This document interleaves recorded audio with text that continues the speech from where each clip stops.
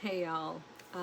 So I felt inspired to finally do this video about my process from getting kicked out of college to now doing a PhD at one of the top public universities in the country, but also doing a master's program at Harvard.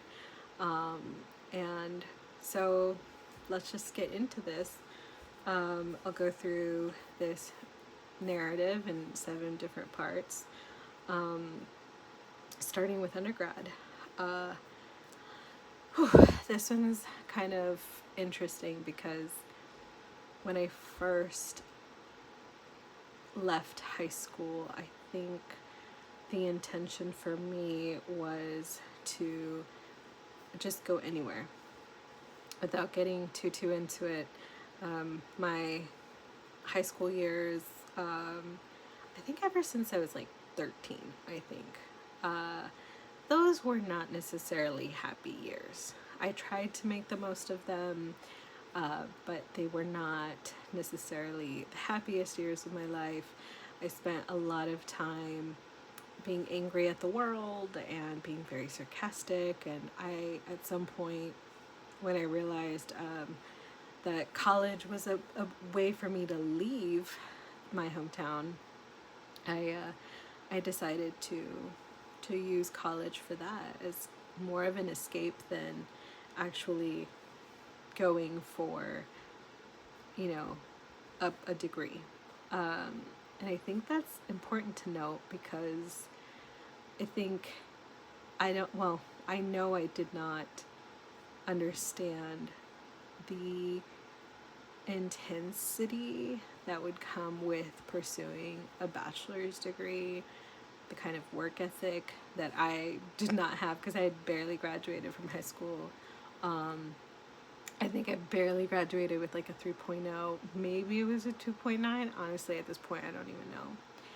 But when I first graduated high school and went to my first university, that was like, I think there was a lot of weight on my own shoulders placed there by my own self, and I guess to some degree community, because I was very much like, you know, identifying as Latina, as Chicana, as like the first Chicana gen, first gen, college student type of stuff. And I felt like not only was there a lot riding on this for myself, but I think I felt the weight of like society, my family, my community, kind of, you know, I felt that weight too. But I think once I got there, I didn't know, like, I guess I got to that first university, but I didn't know how to stay there, if that makes any sense. I started taking a bunch of STEM classes because I was, I was trying to major in forestry, but yeah, we can go more in detail about that. That was the goal.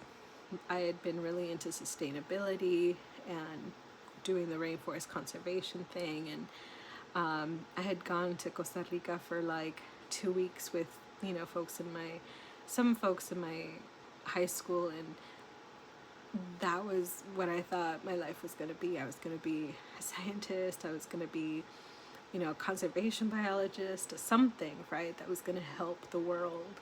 But I think I don't think I was fully equipped to understand what that meant, and I don't think I was fully equipped with understanding what it meant to get to that place. To become a marine biologist, I had to do XYZ, and I don't think I understood the gravity of like being in class on time, and the value of talking to TAs and going to office hours. I mean, I think at some point I kind of tried, but I don't think it was enough. It was not enough, and it was not consistent. And so my first semester there, I think I really struggled academically. I struggled personally. I got into a relationship that we're not going to go into that, but it was maybe not the best use of my time. And I think there was also a lot of trying to fit in with a bunch of people that I think I was really looking for validation from everybody else outside of just myself. And I think I confused college with, I don't want to say a popularity contest, but kind of maybe. I think I used college more so as a way to validate myself more than actually being in pursuit of a degree. And outside of that, I started to pick up habits that actually were not good for my health. I I think it was maybe my first semester there that I started drinking alcohol. That was actually something that would be an issue later on and moving forward. Because I did pick it up as a habit, and then eventually I realized I was an alcoholic. And by the time that I realized that, it was not that it was too late, but it just, oh, the screen is so bright. I changed screens. Oh my gosh, go back. And I think by the time I realized that I was, that alcohol was a huge problem, I realized that was, I didn't know how to get out of that. So, yeah, undergrad was maybe not the most fruitful place for me, or maybe not undergrad, but I think it was more so the university.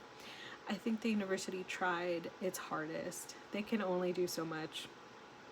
They were only able to do so much. So after my first semester, I was placed on academic probation. And then after my second semester, I still didn't do well. And that's when they kicked me out. And it wasn't like, I guess I don't know how academic probation works at other places, but at that university it was, first semester not a 2.0, so you have another semester to raise your GPA. And even my second semester, I still couldn't do it. I was, again, taking a bunch of math classes, chemistry, like I failed my nature conservation class the first time around, and I took it a second time around, and it was with the same professor. God bless him. I think it was like finals week, and he comes up to me and he's like, "Hey, I noticed you didn't turn in a paper for the final," and I was just like, "Oh yeah, I decided not to, because I guess I just didn't. I don't know. I couldn't. I felt like I didn't have enough time, or like I felt like I couldn't do it, so I just didn't." And he was like, and maybe I'll talk about this later, but he was like, "Well, I'll give you till Monday if you really want." And I was just like, okay. He's like, "Just turn in anything." Like, I think he really wanted me to succeed, but like, I just felt like I couldn't. I felt like there were other priorities in my life, I guess, like emotionally, and I just maybe wasn't interested enough, I guess. So I turned it in, and I think I got maybe a C in the class. But even then, right, like, I mean, a C in the midst of like an F and a D and, a withdrawal, like, all this wasn't going to be helpful in the long run. So I just, yeah, I didn't do well. And so my second semester, it was not even close to a 2.0. And so I was let go. And then over the summer, I spoke to one of my EOP counselors, and she, she was kind and she was trying her hardest. But I think, again, people can only try so much. And so we were coming up with strategies to implement for the third semester. And that was the semester that, she was going to help me be reinstated into. And so that's what happened. I was reinstated a third semester. And the goal, again, was to find, have better study habits, prioritize your time, connect with groups who are in, similar academic fields. And I think everybody's effort was helpful. I think the opportunities were there, but I don't think my own, I think I largely felt uninspired. God bless the folks in forestry, God bless folks in STEM, but I think something about it made it feel very uninteresting, unappealing, but I was still trying to push myself to do something, because STEM was, a legitimate field, or, I was going to be a Chicana in STEM, I was going to be a Latina in STEM, and I think there were these bigger ideas about myself that maybe weren't helpful to have, or these expectations that I placed on myself that maybe weren't helpful, because then it didn't allow me to think about other fields of study within the humanities, right? That maybe would have appealed to me sooner, but I didn't know. I guess my only thought was, I'm going to be a researcher, I'm going to be a scientist, I'm going to be a marine biologist, conservationist, forestry major, and that's kind of it. So I think I was too narrow, in my thinking. And so third semester came, and I vividly remember not showing up to my final for, I think it was a cultural geography class, and just knowing that I wasn't going to pass this semester. Oh my gosh, am I going to tear up? I remember sitting on my bed thinking, should I go to class or not? Because I haven't been going to lecture, I haven't been studying, I haven't been, in conversation. I think I did have a conversation once with the professor during office hours, but we just ended up talking about, what did we talk about? Reality TV shows. So I vividly remember not going to that final class and not taking that final exam, and knowing that this was it. There was if I don't show up, there's no way that I'm gonna get better than a 2.0. There's just no way. And so I saw that. I intentionally thought to myself, I'm not going to that class, and so I just did not show up. And so at the end of the third semester, I received a letter, and it said, you've been academically disqualified. I still have to find that letter. I think it's somewhere in my room, but it said, you've been academically disqualified, and if you take another class on this campus and you get anything, other than a passing grade, you can never for the rest of your natural life take another class on this campus. And I don't think it hit me right then, because I knew that it was coming. I knew what was coming. I knew what was going to happen. But I I don't know. Now that I think about it, I guess I was walking with, I was like, I guess I just had like a lot of amnesia or something. I don't know. Um, but I, again, was mostly interested in hanging out with the dudes. I was, dating a lot. I was drinking a lot, smoking a lot. I was, um, doing anything but school. I was actually more interested in like student, extracurricular activities, like student groups and stuff, clubs on campus, more than actually studying. And so, yeah, I was kicked out, and that was it. I think my GPA from those 3 years, my cumulative GPA was not 0.909. Not even a 1.0. I didn't even have a 1.0. And I think I remember vividly thinking to myself, like, now what? What now? What do I do? And kind of feeling like, I don't I don't need a college degree. I don't need to have the validation from an institution to tell me I'm smart. Like, I don't need that.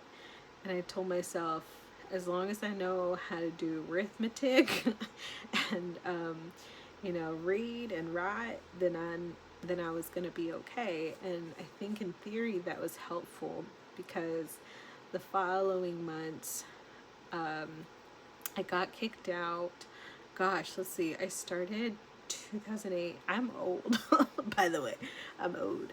I started in 2008, fall 2008, and failed that fall semester. Didn't do well.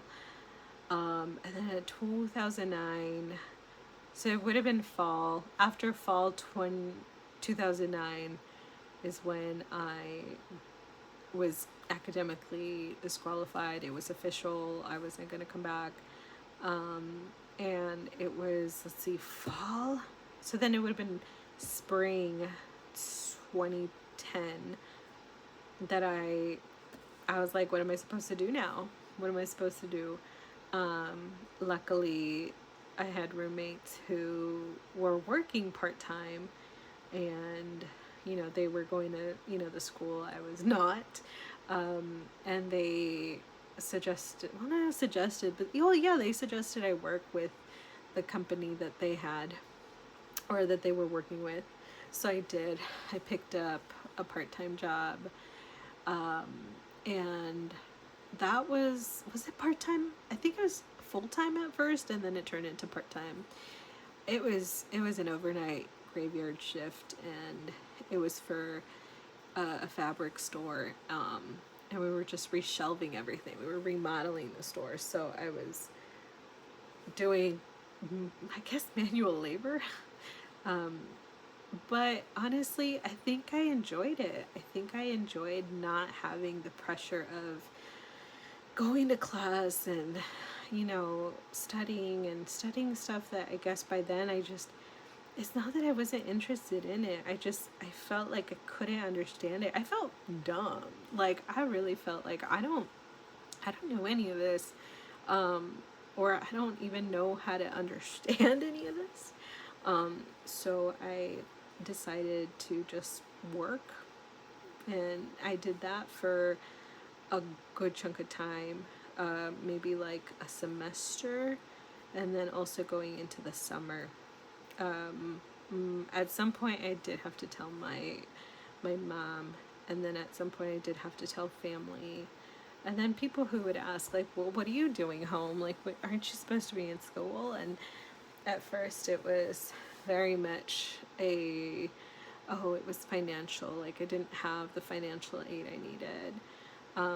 And I think over time, I don't know if I ever disclosed it fully to my family members. Maybe to some, but like, I don't think I ever fully disclosed it. I think people were under the impression that I didn't get financial aid, and then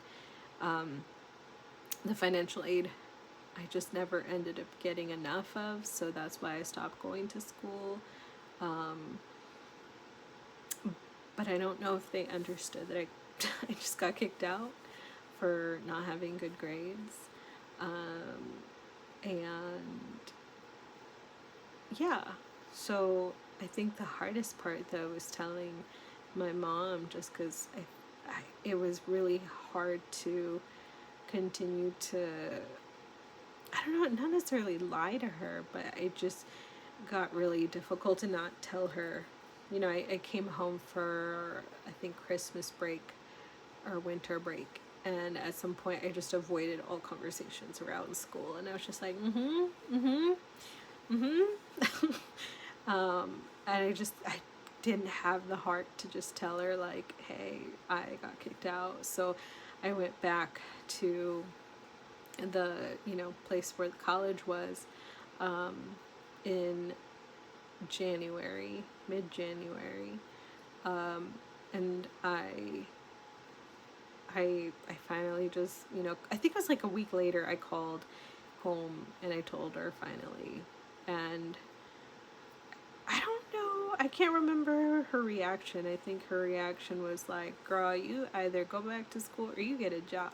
I was like, I don't want to go back to school.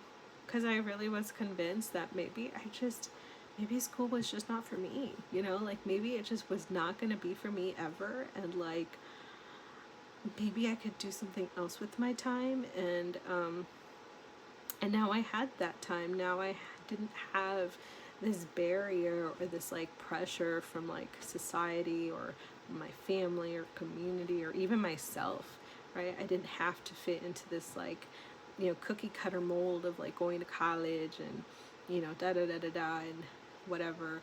And so I decided that I would go to Mexico because I was like, hey, my family's from Mexico. I could, work in Mexico, and I can make use of my, me speaking Spanish and broken Spanish and English, and work at a resort or something on the beach and, spend the rest of my life there.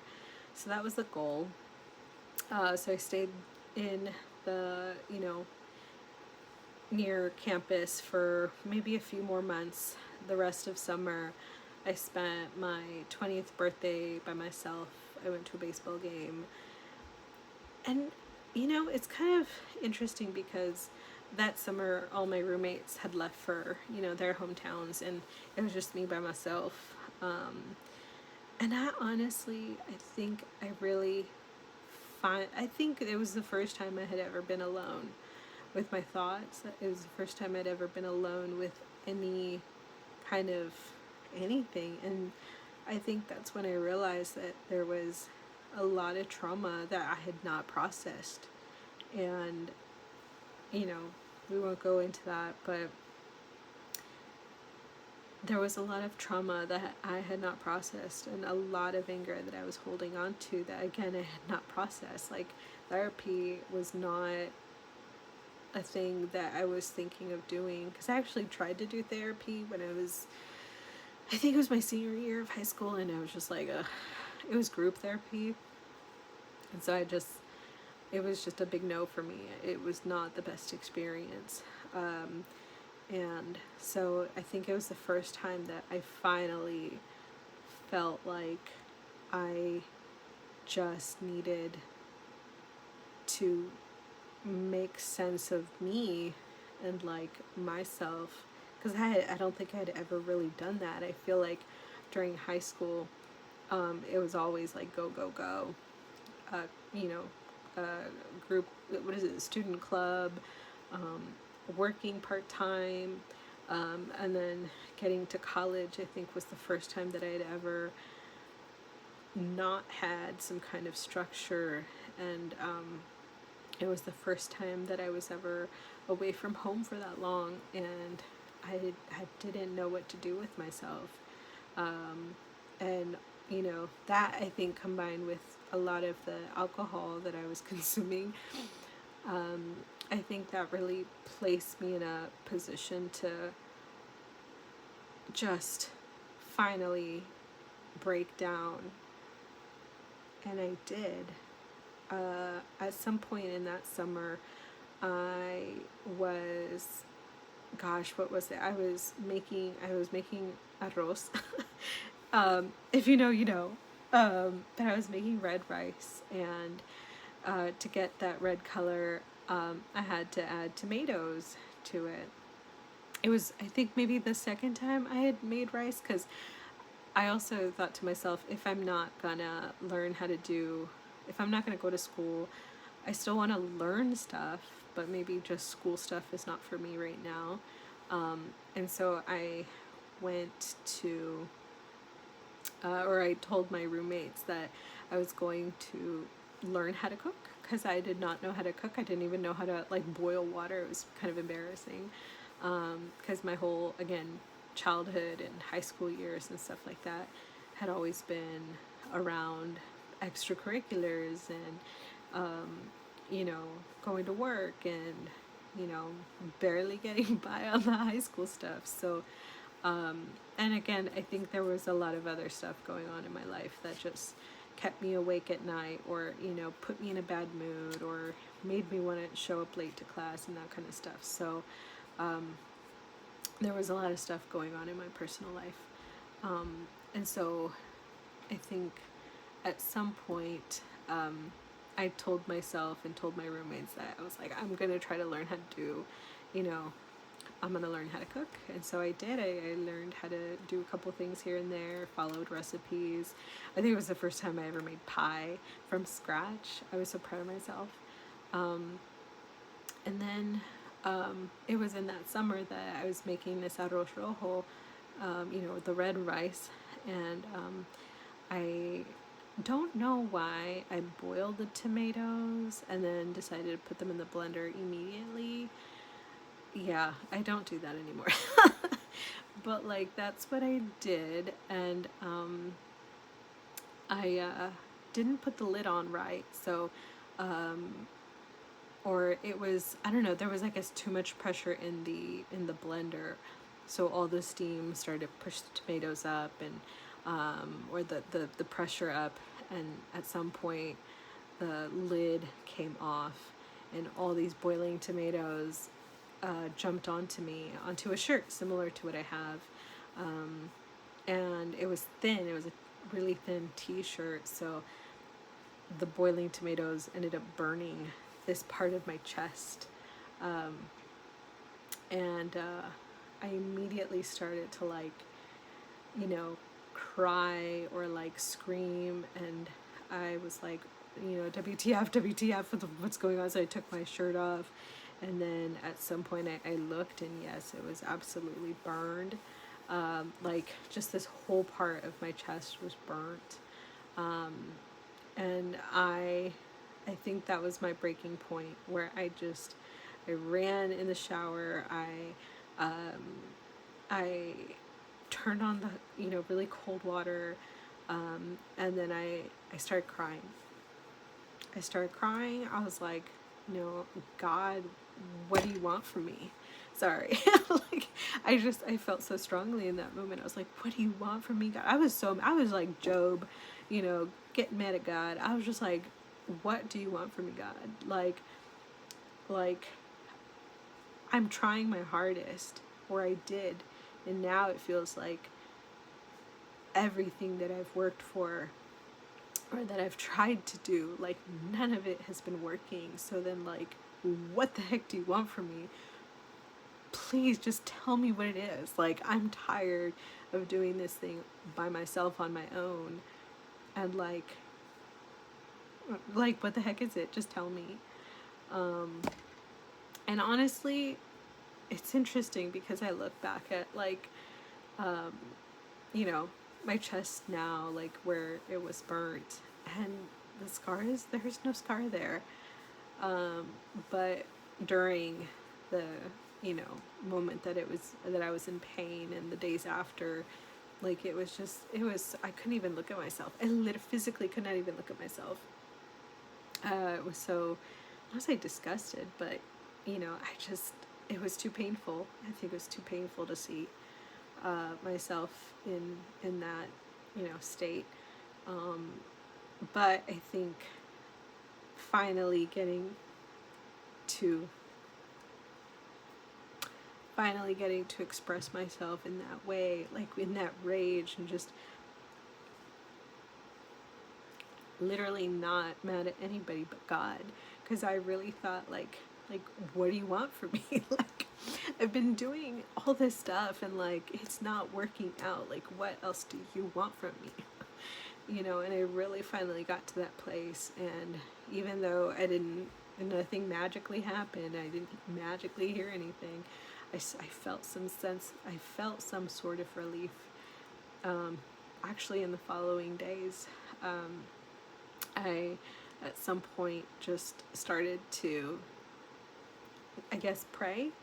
I've never been much of a praying girl. Just because I don't, I just don't, I mostly yell at God. That's kind of what I do. But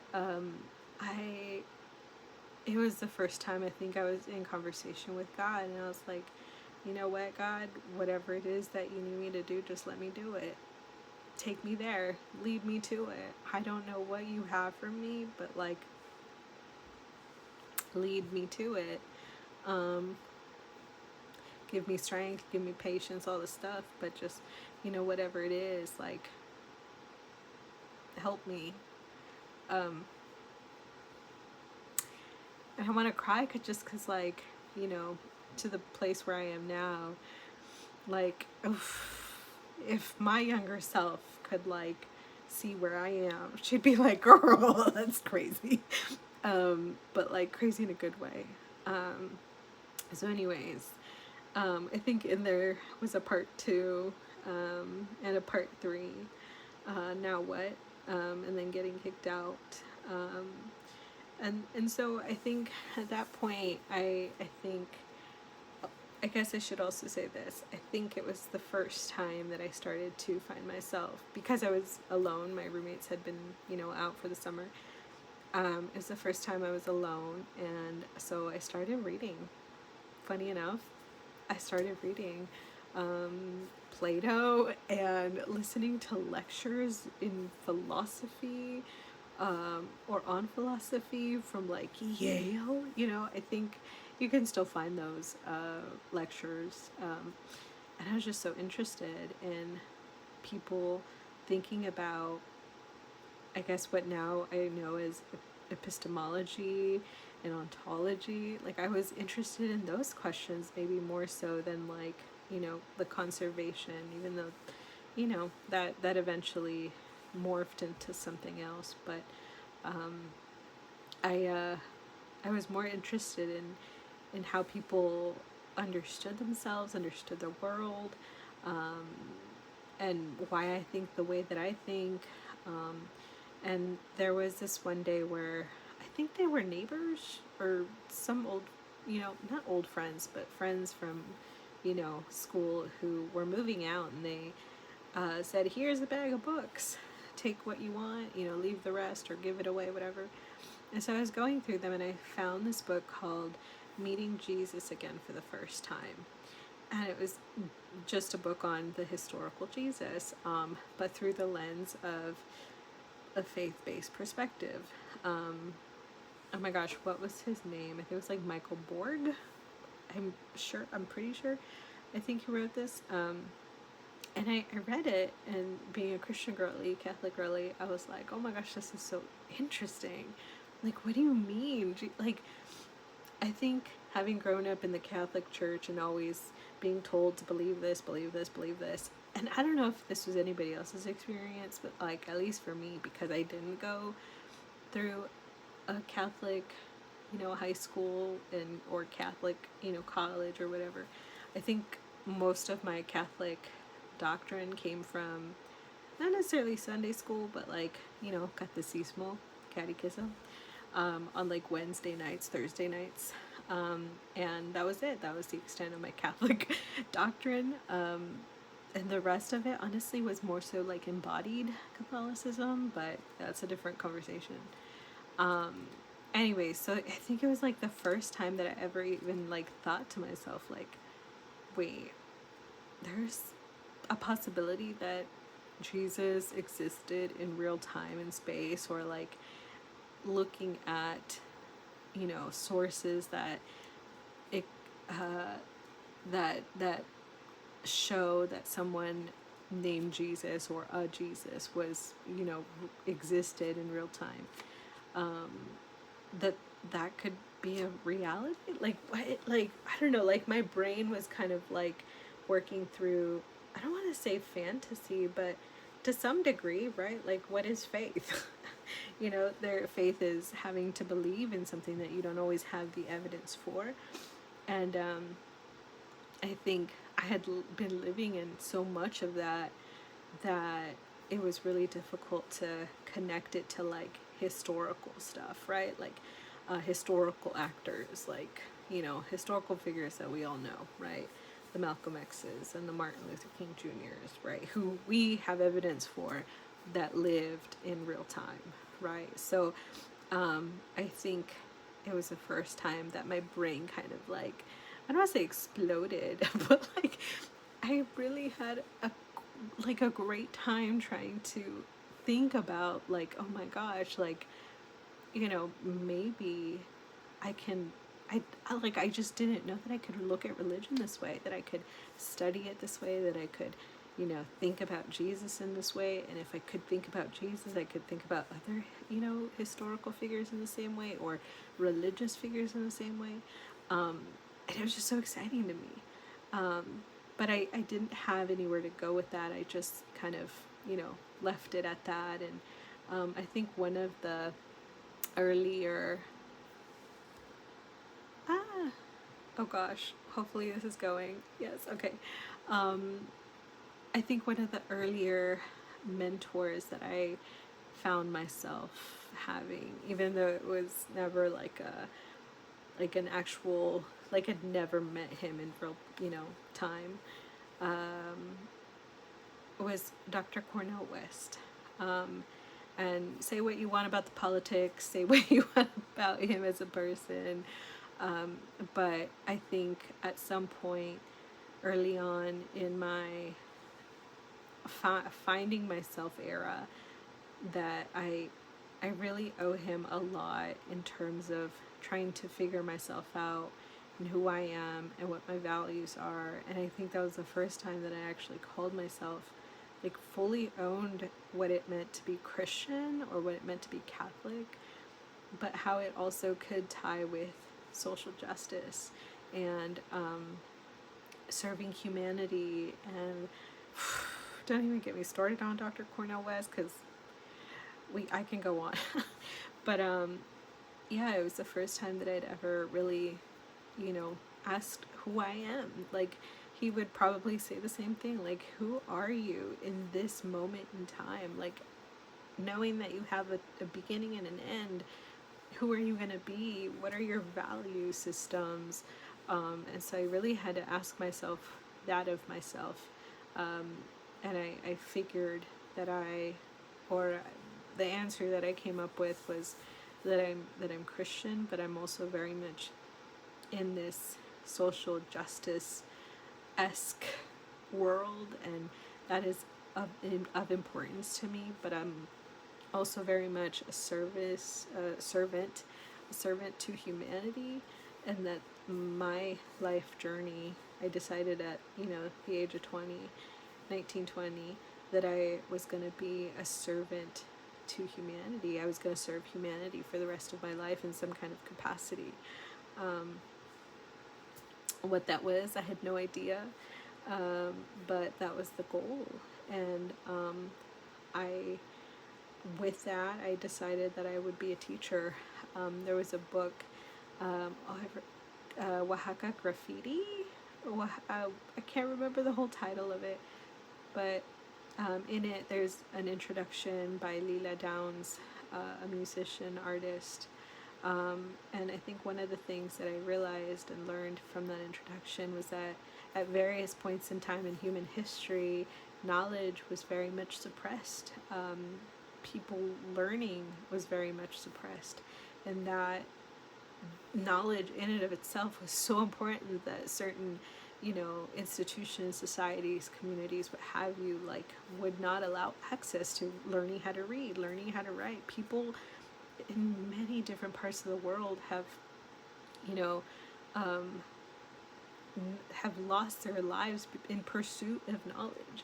And that's when it kind of hit me that, like, as cheesy as it sounds, that knowledge, not necessarily education in the formal sense, but knowledge was something that was sacred and something that I was going to pursue somehow, and that I was going to pass on. Oh my gosh, I'm gonna cry, because that was so important to me in that moment. And anyways, at some point I made the choice that I was gonna, you know, be a high school teacher and work and do the, you know, I don't know, be a teacher in the classroom. And so I didn't know exactly how that was gonna happen, and so I went home. I drove maybe from, I don't know, I think it was like 15 hour drive. I got pulled over at some point for speeding, and that kind of threw a wrench in my Mexico plans, because I was going to live out in Mexico for the rest of my days, and you know, that was what that was going to be. That did not happen. So then I was like, yeah, it looks like maybe I'm going to have to be, I don't know, we're going to have to find something else. And I found work at the same, you know, fabric company, funny enough, when I moved back home. And it's not that I hated it, it's just that I never fully felt like I belonged. Not, how do I say this? Like, I never felt like that was my calling. I honestly was very much jealous of people who could show up to work, you know, 9 a.m., leave at 5 p.m., and they were happy, and that's all they needed. But I was not like that. I was very much, I felt like there was more for me in a different, you know, sphere of, I don't know, human life, I guess. And so at some point I took a class at the community college, though I had taken, I think it was an English class. It was like a prereq, because I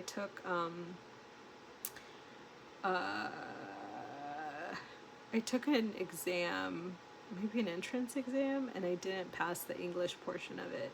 And I was shocked. I was like, oh my gosh, like, but I had taken AP English when I was in high school, you know, and it was really a lesson, honestly, a lesson in humility. And I think I really needed that more than the actual class. But I learned a lot. I learned how to make sentences, which was actually really helpful. And then so I had that at some point, and then I came home and I was doing the community college thing. I was a bit hesitant, but at some point I was like, okay. And there was one family member who like really encouraged me, and I was just like, okay. And so I went, and at first it was like one class. It was one class, and I think it was a macro econ class. I really worked my butt off, and I got a C in it. But, you know, sometimes when you've experienced like maybe I'll just, you know, speak for myself, but having experienced the F's and the D's and the not going to class and all this stuff, a C was just, that was success for me. It was passing. Like, it was passing. Was it an A? No. Did I care? Not really.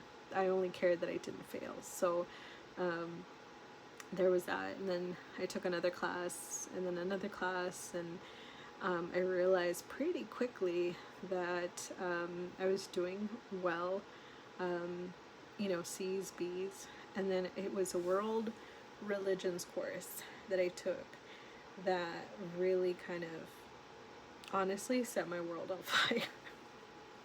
It really did. And because I ended up just taking more of those classes, and I got my associate's degree, and I realized I could transfer to a 4-year school, so I did. And by then I was able to pick a major, so I picked a religious studies major. And I was close to double majoring in history because I was a history major, but realized that history was just like way too broad for me, and I really wanted to just focus on the religion part. So I majored in religion and minored in history.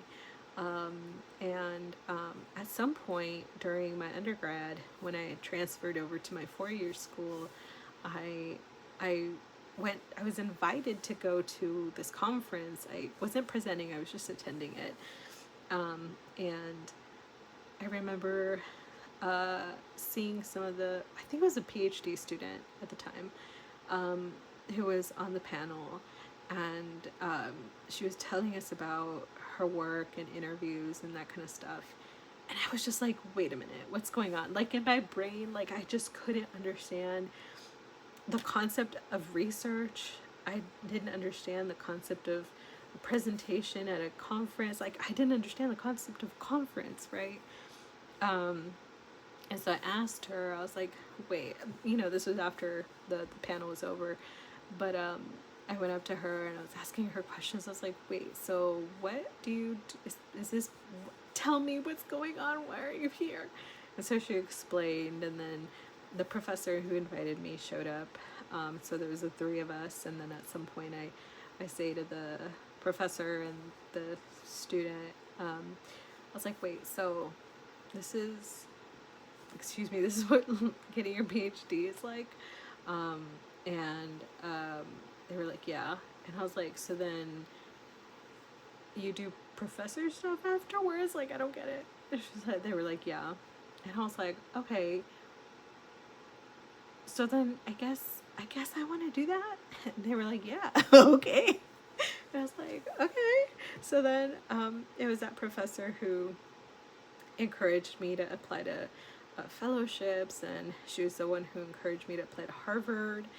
She was the one who encouraged me to, just learn more. And so, yeah, I applied to Harvard for the master's program in religion or theological studies, and I got in. I got a full ride. That's a whole different, story time.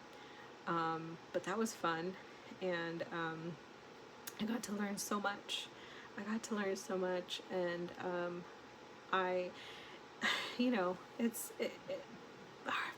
Harvard grad school it's kind of bittersweet, just because there were some really great moments, but there were also some really tough moments, if I'm going to be honest.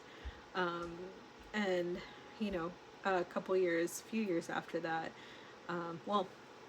the year I graduated, I applied to the PhD program there, but I didn't get in. I applied to another program, didn't get in.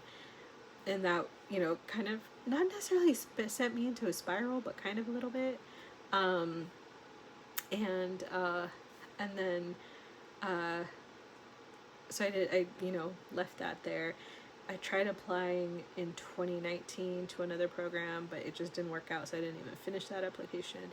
And then it was my third attempt in 2020 where I applied to 8 different schools and got into 2. But from what I've been hearing, I guess the phrase is, it only takes one. You only need one. And so, yeah, I'm in my 5th year of a PhD program now, and honestly, I don't think I'd change it for the world oh my gosh, I'm gonna cry. I think this is like the first time I've ever told this where I don't cry. There are moments where I have been wanting to, but to know that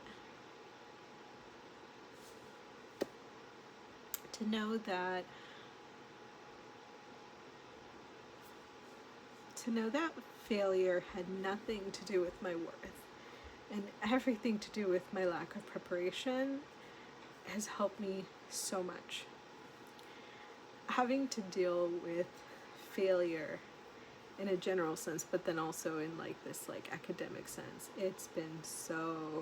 that was one of the hardest things, to see everybody else move ahead in life and graduate and go travel to Europe and do all these things. I had take a hiatus from my social media. At that time, I think it was just Facebook, maybe MySpace. Oh my gosh. But I had to, take a hiatus, and that was really helpful because I really continued to compare myself to the people who graduated, and it was just not healthy for me to continue to do that. And even to this day, like if I don't follow people, it has nothing to do with them. It literally just has to do with like preserving my own sanity and not comparing myself to people, because everybody's on a completely different journey. Everybody has their own journey that they're on, and to compare my chapter whatever this is to somebody else's chapter 1, totally unfair, right? And even if it's not their chapter 1 and it's like all the same chapter, these chapters got here completely differently. So it just yeah yeah, getting kicked out had nothing to do with my worth, had nothing to do with my intellectual curiosity, it had nothing to do with me not being good enough.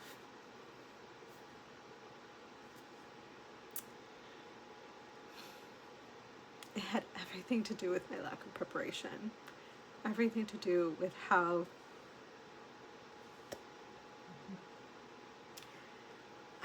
do I say this? Like, it really had to do with society and how it prepares or doesn't prepare, or it takes care of or doesn't take care of. It's brown girls. I think, because the reality is, like, yes, I'm a brown girl, and that means something. But I think the way in which society, my high school to some degree, my family to some degree, actually to a large degree, my family, didn't take care of me, didn't protect me, and I don't mean to say that I was neglected, because I was not, but I had food on my table, we had a roof over our head, like my mother did her best, but I think there's only so much she could have done to prevent the things that ended up happening to me. And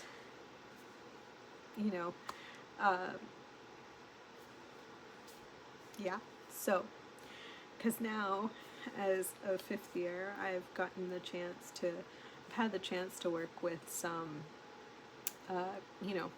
undergrads, and they surprise me so much, because I am like, at 19, at 18, I would not be in this headspace that you're in. Like, they're focused, they're zeroed in, they're locked in, and that was not me at 18. And there was only so much I could have done. There was only so much 18-year-old me could have done. And I think the final thing I want to say here is, if at any point you feel like a failure, feel the feels, go through it, because I think what might be at the end of that feeling of failure is regrowth, is the ability to, oh my gosh, I'm gonna cry. I've been wanting to cry this whole time. But I think after failure comes the opportunity for growth, and it comes, or the opportunity to create something new, like a new you, like old me, at 19, 20, like, she couldn't go on, she couldn't continue. There had to be a rebirth, there had to be a new me, a different me, for me to be able to carry on, up until where I am today. And I think sometimes I see things through the lens of, like, if if I fail, then I fail. You know, hopefully I don't, right? But like, it's not the end of the world. And I know it sounds kind of harsh to say, but failure was not the end of my world. It honestly was like the beginning of a new one. Um, it's giving me so much, you know, one, humility. I needed my ego check, you know. But it's giving me a brand new start. It's giving me so many reasons as to why I do the things that I do in the way that I do them. It's giving me perspective. And honestly, at this point, I should also share that I'm 7.5 years sober. As a recovering alcoholic, I realized that, you know, even that has given me a brand new start. So if you got this far, thank you for watching. Yeah, if you feel like a failure, just know that after failure comes rebirth and the possibility of something new. So hold on to that, because I think that is going to be the thing that helps move through all the icky feelings of failure. That's not always pretty. It's not. But anyways, thanks for watching. I'll talk to you later.